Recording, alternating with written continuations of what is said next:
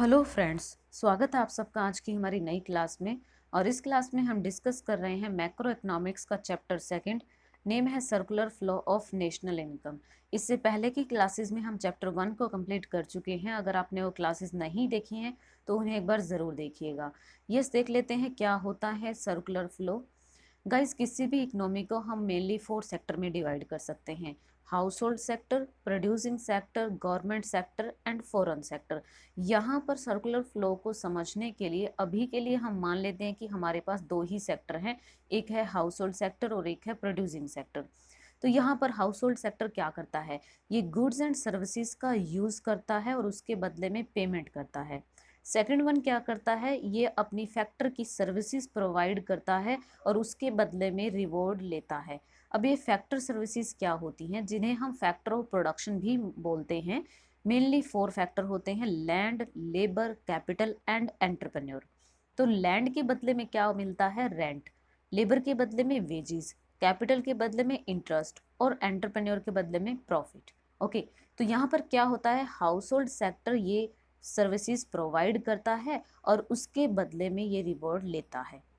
और producing sector क्या करता है? ये सर्विसेज का यूज करता है और उसके बदले में पेमेंट करता है। एंड और क्या करता है? ये गुड्स एंड सर्विसेज प्रोवाइड करता है और उसके बदले में पेमेंट लेता है। तो यहाँ पर हाउस होल्ड सेक्टर अगर कुछ खर्च करता है, मीन्स अगर इसका कोई एक्सपेंडिचर होता है, तो वो प्रोड्यूसिंग सेक्टर की इनकम बन जाती है। और अगर प्रोड्यूसिंग सेक्टर कुछ खर्च करता है, मीन्स एक्सपेंडिचर होता है, तो वो हाउस होल्ड सेक्टर की इनकम बनती है। तो ये इनकम और एक्सपेंडिचर का फ्लो एक सर्कल के फॉर्म में चलता रहता है, जिसका ना तो कोई स्टार्टिंग पॉइंट होता है और ना ही कोई एंड पॉइंट होता है। इसीलिए हम इसको बोलते हैं circular flow of national income. Okay, अब आगे देख लेते हैं। यहाँ पर हमने इस फ्लो को 2 पार्ट्स में डिवाइड किया है। एक है रियल फ्लो ऑफ इनकम, जिसमें हम गुड्स एंड सर्विसेज को लेते हैं, और एक है मॉनेटरी फ्लो ऑफ इनकम, जिसमें मनी को लिया जाता है। तो यहाँ पर हमने बात की रियल फ्लो ऑफ इनकम में हम गुड्स एंड सर्विसेज को लेते हैं। तो उसका फ्लो कैसे होता है? हाउस होल्ड सेक्टर क्या करता है? गुड्स एंड सर्विसेज का यूज करता है, तो उसका फ्लो होता है प्रोड्यूसिंग सेक्टर से हाउस होल्ड सेक्टर की ओर। और क्या होता है? हाउस होल्ड सेक्टर सर्विसेज और फैक्टर प्रोवाइड करता है, जो कि लैंड, लेबर, कैपिटल और एंटरप्रेन्योर। तो उसका फ्लो होता है प्रोड्यूसिंग सेक्टर की ओर। तो इन्हें हम बोलते हैं real flow of income. Okay, next यहाँ पर हम बात कर रहे हैं मनी की। तो यहाँ पर क्या हुआ था? हाउस होल्ड सेक्टर ने गुड्स एंड सर्विसेज का यूज किया था, तो उसके बदले में ये एक्सपेंडिचर करता है, उसका फ्लो होता है प्रोड्यूसिंग सेक्टर की ओर। और अब यहाँ पर प्रोड्यूसिंग सेक्टर ने क्या किया था? फैक्टर की सर्विसेज का यूज किया था, उसके बदले में ये फैक्टर की पेमेंट करता है rent, wages, interest and profit के फॉर्म में, और उसका फ्लो होता है हाउस होल्ड सेक्टर की ओर। इसे हम बोलते हैं monetary flow of income. Clear? अब यहाँ पर आते हैं हमारे पास मॉडल्स। मेनली यहाँ पर 3 मॉडल होते हैं। एक होता है 2 सेक्टर मॉडल, एक होता है 3 सेक्टर मॉडल और एक होता है 4 सेक्टर मॉडल। यहाँ पर हम 4 मॉडल पढ़ेंगे, जिसमें सेकंड का ही एक पार्ट आने वाला है, मीन्स 2 सेक्टर मॉडल का ही एक पार्ट है, जिसको हम बोलते हैं saving and investment in the economy. Means saving and investment भी इंक्लूड हो जाती है। तो यहाँ से पहले हम देख लेते हैं 2 सेक्टर मॉडल क्या कहता है, उसकी कुछ असम्पशंस हैं वो देख लेते हैं। It is assume that there are only 2 sectors in the economy. हम यहाँ पर मान रहे हैं कि इकोनॉमी में ओनली 2 ही सेक्टर है, क्योंकि हमने यहाँ पे कौन सा मॉडल लिया है? 2 सेक्टर मॉडल। तो 2 सेक्टर कौन से हैं? प्रोड्यूसिंग सेक्टर है और एक है हाउस होल्ड सेक्टर। तो मतलब गवर्नमेंट सेक्टर और फॉरेन सेक्टर यहाँ पर नहीं है। तो अगर गवर्नमेंट सेक्टर यहाँ नहीं है, तो इसका मतलब गवर्नमेंट का कोई इन्फ्लुएंस भी नहीं होगा। ओके, थर्ड यहाँ पर आ जाता है कि अगर फॉरेन सेक्टर नहीं है, तो कैसी इकोनॉमी होगी? ये क्लोज्ड इकोनॉमी होगी। क्लियर? अगर फॉरेन सेक्टर नहीं होता तो वो इकोनॉमी क्लोज्ड इकोनॉमी बोली जाती है, क्योंकि यहाँ पर हम ओनली कंट्री के फ्लो की ही बात करेंगे। यहाँ से फॉरेन से मतलब ना तो एक्सपोर्ट होगा और ना ही इम्पोर्ट होगा। तो एक्सपोर्ट और इम्पोर्ट को यहाँ इंक्लूड नहीं किया जाएगा, तो इसे हम बोलते हैं क्लोज्ड इकोनॉमी। क्लियर? नेक्स्ट यहाँ पर इसका डायग्राम है। यहाँ देखिए प्रोड्यूसिंग सेक्टर है और यहाँ है हाउस होल्ड सेक्टर। अब देखते हैं कि हाउस होल्ड सेक्टर क्या करता है। ये गुड्स एंड सर्विसेज का यूज करता है, और अगर गुड्स एंड सर्विसेज का यूज करता है तो उसके बदले में ये पेमेंट करता है, मीन्स एक्सपेंडिचर करता है। तो उसका फ्लो कहाँ होता है? प्रोड्यूसिंग सेक्टर की ओर होता है। और क्या करता है हाउस होल्ड सेक्टर? यहाँ पर सर्विसेज प्रोवाइड करता है, तो उसका फ्लो होता है प्रोड्यूसिंग सेक्टर की ओर। और प्रोड्यूसिंग सेक्टर उसका रिवॉर्ड देता है उसे, तो वो क्या है, veggies, rent, interest and profit, और इसका फ्लो होता है हाउस होल्ड सेक्टर की ओर। क्लियर।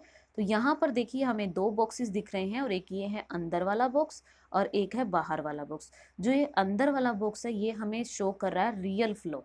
देखिए यहाँ पर गुड्स एंड सर्विसेज हैं और यहाँ पर भी सर्विसेज हैं, तो इसका मतलब ये दिखा रहा है हमें रियल फ्लो। और जो बाहर वाला बॉक्स है वहाँ पर क्या यूज हुआ है, मनी का, तो इसका मतलब ये क्या दिखा रहा है हमें, मॉनेटरी फ्लो। क्लियर। अब यहाँ पर आता है, ये पार्ट है फर्स्ट का, मीन्स जो भी हम देख रहे थे टू सेक्टर मॉडल, उसी का ही एक पार्ट है जिसमें हमने सेविंग एंड इन्वेस्टमेंट को इंक्लूड किया है। क्योंकि अगर हम किसी भी इकोनॉमी की बात करें तो वहाँ पर ऐसा नहीं होता है कि हाउस होल्ड सेक्टर या प्रोड्यूसिंग सेक्टर के थ्रू ना तो कोई सेविंग हो या ना कोई इन्वेस्टमेंट हो, ऐसा नहीं होता है।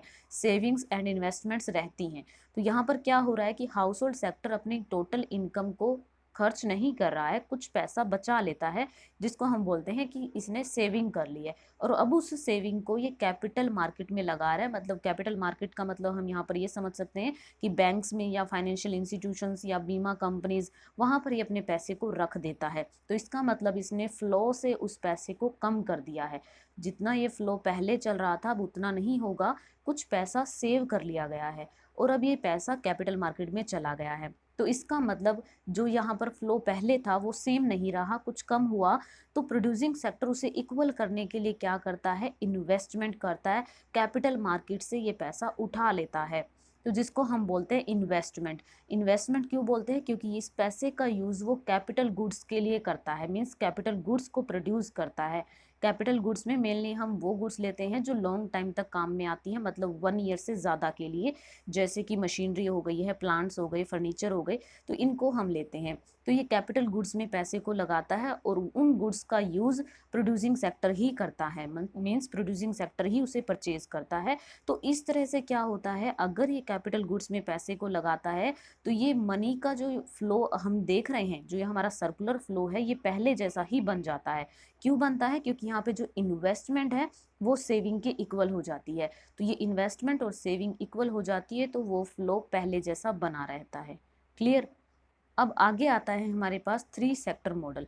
अब यहाँ पर हम 2 सेक्टर देख रहे थे, एक था प्रोड्यूसिंग सेक्टर और एक था हाउस होल्ड सेक्टर। और फिर यहाँ पर हमारी कैपिटल मार्केट आई थी, वो किस कारण आई थी, क्योंकि यहाँ पे हाउस होल्ड सेक्टर कुछ सेविंग कर रहा था। और प्रोड्यूसिंग सेक्टर क्या करता है, ये बोरो तो करता ही है, ये सेविंग भी करता है। मतलब अगर इसके पास एक्स्ट्रा पैसा है तो ये भी तो बचा के रखता है।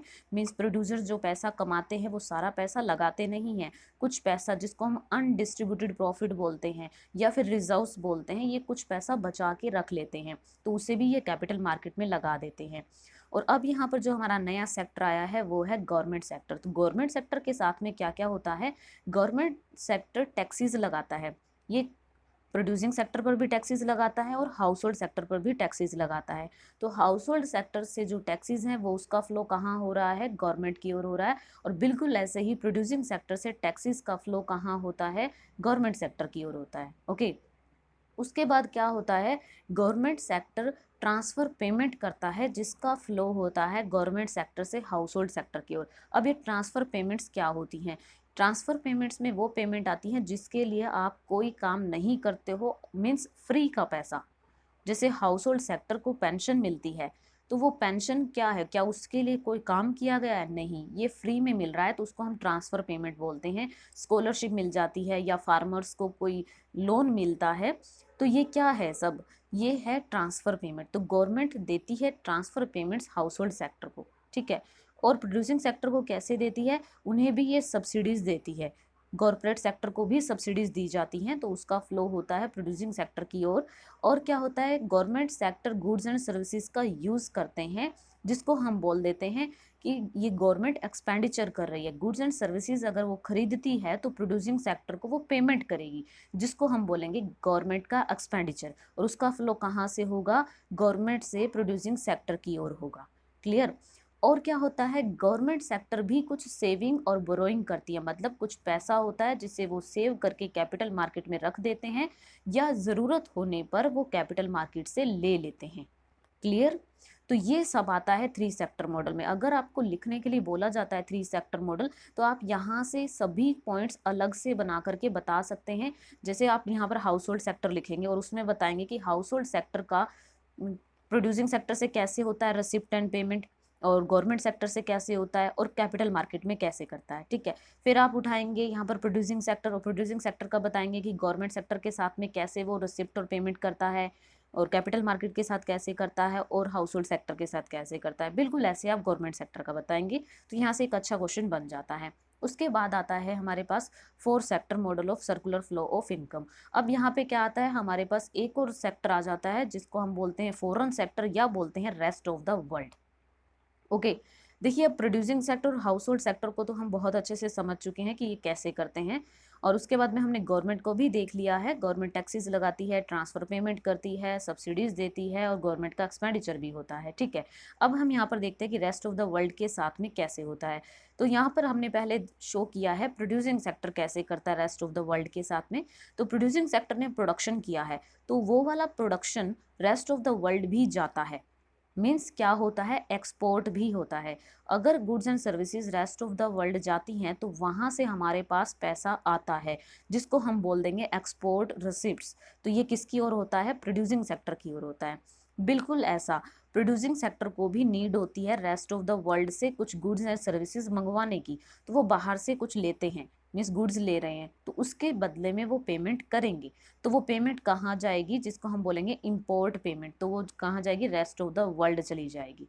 ओके, तो यहाँ पर हमने प्रोड्यूसिंग सेक्टर का बताया है, और साथ में हम यहाँ पर हाउस होल्ड सेक्टर का भी बता सकते हैं। इस डायग्राम में नहीं है, लेकिन हम बता सकते हैं कैसे रेस्ट ऑफ द वर्ल्ड के साथ में हाउस होल्ड सेक्टर भी क्या होती है, इसकी नेट ट्रांसफर पेमेंट भी होती है और नेट फैक्टर पेमेंट भी होती है। फैक्टर पेमेंट कैसे होती है, देखिए मैंने यहाँ पर बोला है नेट फैक्टर पेमेंट, ठीक है, नेट फैक्टर पेमेंट। तो नेट फैक्टर पेमेंट कैसे होगी, देखिए अगर हम यहाँ पर लेते हैं अमेरिका ले लेते हैं और हमारा इंडिया है, तो इंडिया से अगर कोई पर्सन काम करने के लिए अमेरिका गया है तो वहाँ पर वो अपना सर्विसेज दे रहा है और उसके बदले में पैसे ले रहा है। बिल्कुल ऐसे अमेरिका से कोई यहाँ आया है तो वो अपनी सर्विसेज दे रहा है और उसके बदले में पैसे ले रहा है, तो वो हो गई उसकी फैक्टर, ठीक है। फैक्ट सर्विसेज दे रहा है तो वो फैक्टर हो गया है वो, तो उसके बदले में वो पेमेंट लेगा तो फैक्टर पेमेंट हो गई है। तो अब यहाँ पर हमने देखा कि अगर बाहर से इंडिया वाले ने कुछ फैक्टर पेमेंट ली और हमने कुछ दी, तो उसको हम माइनस कर लेते हैं, तो उसको बोलते हैं नेट फैक्टर पेमेंट। तो हम यहाँ पर ये मान लेते हैं कि वो net factor payment house hold sector की ओर होती है, तो यहाँ से हाउस होल्ड सेक्टर की ओर आती है। इसी तरह हम ले लेते हैं नेट ट्रांसफर पेमेंट, मतलब ये कि रेस्ट ऑफ द वर्ल्ड हमारे रिलेटिव्स या कोई भी गए हुए हैं, तो उन वे गिफ्ट सेंड करते हैं या कोई पैसा सेंड करते हैं, तो उसको हम बोल देते हैं कि ये ट्रांसफ़र पेमेंट है, ठीक है। उसके लिए कोई काम नहीं किया गया है, गिफ्ट्स आ रहे हैं इस तरह से। तो ये क्या है, अगर यहाँ से जाते हैं और वहाँ से आते हैं, उनको हम माइनस कर लेते हैं, तो हम बोलेंगे कि नेट ट्रांसफ़र पेमेंट, ठीक है। क्या बोलेंगे, नेट ट्रांसफ़र पेमेंट। तो ये भी हम मान लेते हैं कि रेस्ट ऑफ द वर्ल्ड से कहाँ होता है, हाउस होल्ड सेक्टर की ओर होता है। तो यहाँ से हम एक ये पॉइंट भी डाल सकते हैं, क्लियर। और हम यहाँ पर डिस्कस कर चुके हैं कि कैपिटल मार्केट के साथ में कैसे होगा, गवर्नमेंट सेक्टर का क्या होगा, और producing and household sector का। आई होप आपको ये समझ में आ गए हैं, और अगर समझ नहीं आते हैं तो आप कमेंट करके बता सकते हैं, और अगर आपको वीडियोज़ अच्छी लगती है तो इन्हें लाइक और शेयर करते रहिए। चलिए आगे देख लेते हैं। यस, अब आता है एक और पॉइंट हमारे पास जिसको हम विड्रोवल और लीकेज बोलते हैं, या और इंजेक्शन बोल देते हैं। देखिए विड्रोवल और लीकेज क्या है, इसका मतलब है कि जो हमारे सर्कल फ्लो जो चल रहा है उसमें से पैसा बाहर हो जाना, उसको हम बोलेंगे लीकेज या बोलेंगे विड्रोवल। लीकेज का मतलब होता है ना, जैसे सर्कल है, इसमें से पैसा लीक हो रहा है और ये बाहर आ गया है, जैसा हमने यहाँ से रिप्रेजेंट किया है, पैसा बाहर आ रहा है, ठीक है। तो इससे क्या होगा, उस फ्लो में से पैसा कम हो जाएगा। और अगर हम बात करते हैं इंजेक्शन की, तो इससे क्या होगा, इंजेक्ट हो जाएगा, पैसा लग जाएगा इकोनॉमी में या सर्कल में बढ़ जाएगा, ठीक है। हमारे सर्कुलर फ्लो में पैसा बढ़ जाएगा। अब हम ये देखते हैं कि ये लीकेज और ये इंजेक्शन कैसे कैसे होता है। देखिए यहाँ पर हमने लिया है विड्रोवल और इंजेक्शन कैसे होता है। अभी हमने 4 सेक्टर देखे हैं, house hold, producing, government and rest of the world. अब देखते हैं कि रेस्ट ऑफ द वर्ल्ड या फिर हाउस होल्ड सेक्टर या प्रोड्यूसिंग सेक्टर कैसे विड्रॉ कर रहे हैं और कैसे इंजेक्ट कर रहे हैं। देखिए हाउस होल्ड सेक्टर क्या करता है, जो पैसा ये अर्न करते हैं वो सारा पैसा ये लगाते नहीं है, कुछ पैसे को ये सेव कर लेते हैं। अगर इन्होंने पैसा सेव कर लिया तो वो उस सर्कल में नहीं लगा, तो उसको हम बोलेंगे कि इन्होंने विड्रॉल कर ली, तो सर्कल से पैसा कम हो गया, ठीक है। तो सेविंग होने से क्या होता है, कम हो जाता है पैसा। प्रोड्यूसिंग सेक्टर क्या करता है, ये भी कुछ ना कुछ पैसा सेव करता है। अभी हमने बताया कि वो अनडिस्ट्रीब्यूटेड प्रॉफिट रखते हैं, ठीक है, तो क्या होगा, इससे भी कम हो जाएगा। और अगर उन्हें इकोनॉमी में पैसे को बढ़ाना है तो वे क्या करते हैं, इन्वेस्टमेंट करते हैं, कैपिटल गुड्स में पैसे को लगाते हैं, ठीक है। और इन्वेस्टमेंट करने से क्या होता है, पैसा बढ़ता है, सर्कल में ज़्यादा आ जाता है।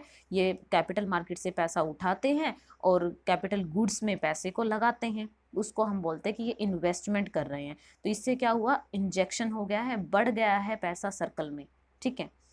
तो अब आगे क्या आता है, गवर्नमेंट आती है। तो ये गवर्नमेंट क्या करती है, ये टैक्सेस लगाती है। तो अगर गवर्नमेंट ने टैक्सेस लगाए तो जो सर्कल में पैसा था वो प्रोड्यूसिंग सेक्टर की ओर जाने की बजाय वो गवर्नमेंट के पास चला गया, ठीक है। तो गवर्नमेंट के पास चला गया तो इसका मतलब वो सर्कल से विड्रॉ हो गया है, ठीक है। और अगर बात करते हैं इंजेक्ट की, तो ये कैसे होता है, गवर्नमेंट करती है एक्सपेंडिचर। एक्सपेंडिचर कैसे करती है, ये ट्रांसफर पेमेंट देती है और सब्सिडीज देती है। तो मतलब ये हेल्प करती है, या फिर प्रोड्यूसिंग सेक्टर से गुड्स एंड सर्विसेज खरीदती है। तो इससे क्या होता है, पैसा प्रोड्यूसिंग सेक्टर की ओर आता है। तो इस तरह से गवर्नमेंट का एक्सपेंडिचर हो जाता है और उसको हम बोलते हैं कि इससे इंजेक्ट हो गया पैसा, मीन्स सर्कल में बढ़ गया है, ठीक है।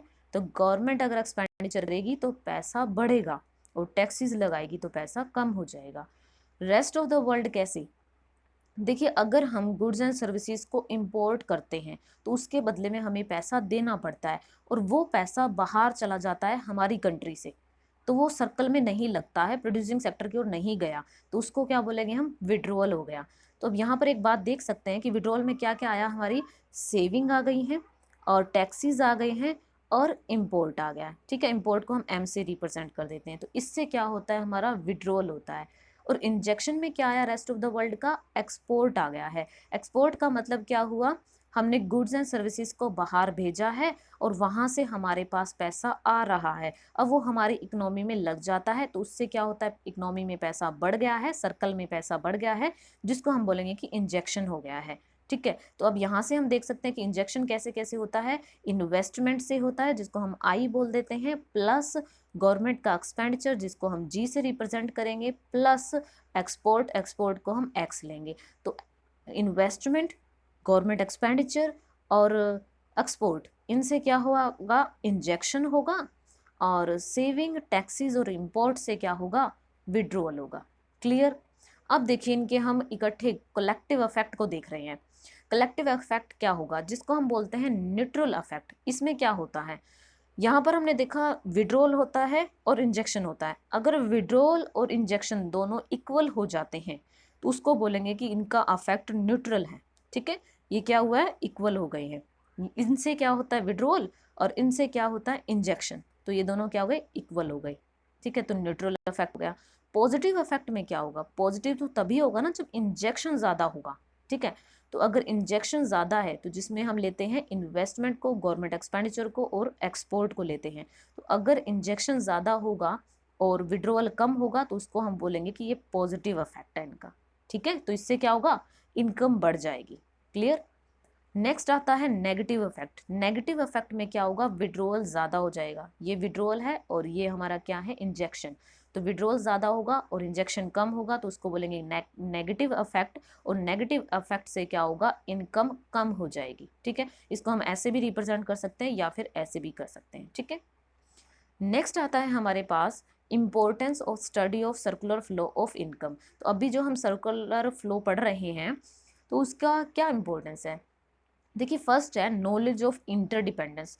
हमें इंटरडिपेंडेंस की नॉलेज हो जाती है, किसकी, यहाँ पे हमने क्या देखा है, डिफरेंट डिफरेंट सेक्टर्स देखे हैं, जैसे house hold sector, producing sector, government sector और फॉरेन सेक्टर। तो ये सब कैसे काम करते हैं, कौन सा सेक्टर किस पर डिपेंड है, किसकी एक्सपेंडिचर किसकी इनकम बनेगी, तो यहाँ पर हम ये क्या कर रहे हैं, इनकी इंटरडिपेंडेंस को पढ़ रहे हैं, तो इनसे हमें इसकी नॉलेज हो जाती है। तो फर्स्ट ये क्या है, इसकी इंपॉर्टेंस रहती है।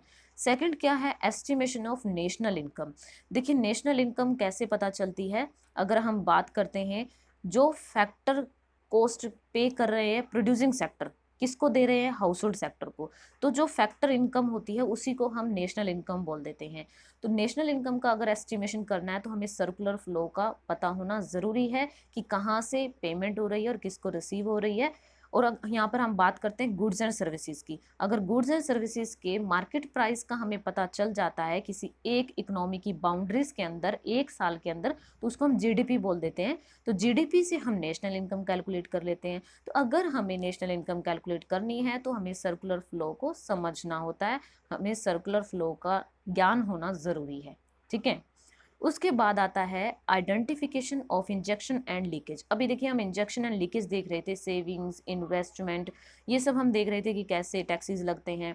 तो इनसे क्या हुआ, हमने आइडेंटिफाई किया है कि कैसे इंजेक्शन होता है और कैसे लीकेज होती है, किस क्या रीजन होता है, कितना होता है, क्या कम होता है, क्या ज्यादा होता है। तो ये आइडेंटिफाई करना किससे पॉसिबल हुआ है, सर्कुलर फ्लो से। क्लियर। नेक्स्ट है level and structure of economic activities. देखिए इकोनॉमिक एक्टिविटीज क्या है, जो सेविंग्स, टैक्सेस, इन्वेस्टमेंट, ये सब हम पढ़ रहे हैं, ये क्या है, ये सब इकोनॉमिक एक्टिविटीज ही तो हैं। इनका लेवल क्या है, स्ट्रक्चर क्या है, इसको समझने में भी सर्कुलर फ्लो हमारी हेल्प करता है। ओके। नेक्स्ट है triple identity of production, income and expenditure. देखिए क्या होता है, किसी इकोनॉमी में कुछ प्रोड्यूस होता है, अब वो प्रोडक्शन कुछ लोग उसको परचेज करते हैं, प्रोडक्शन हुआ है गुड्स एंड सर्विसेज का, उसको कुछ लोगों ने परचेज किया है। तो प्रोडक्शन को अगर वे परचेज करते हैं तो एक्सपेंडिचर होता है, तो उनका एक्सपेंडिचर किसी की इनकम बनती है। जितना प्रोड्यूस हुआ उतना ही तो कोई खरीदेगा, और जितना वो खरीदेगा उतनी ही इनकम किसी के पास जाएगी। तो इससे क्या होता है, प्रोडक्शन, इनकम और एक्सपेंडिचर ये तीनों इक्वल हो जाते हैं। तो इस ट्रिपल आइडेंटिटी को भी हम समझ पा रहे हैं सर्कुलर फ्लो से। क्लियर। आई होप यहाँ से आप इम्पोर्टेंस भी समझ गए हैं और ये कंप्लीट टॉपिक आपको समझ में आ गया है। अगर यहाँ से कोई प्रॉब्लम रहती है तो आप कमेंट करके बता सकते हैं, और अगर आपको क्लासेस अच्छी लगती हैं तो प्लीज़ आप चैनल को सब्सक्राइब करना मत भूलिए और वीडियोस को लाइक, शेयर और कमेंट करते रहिए। Thank you friends, thank for being here, thank you.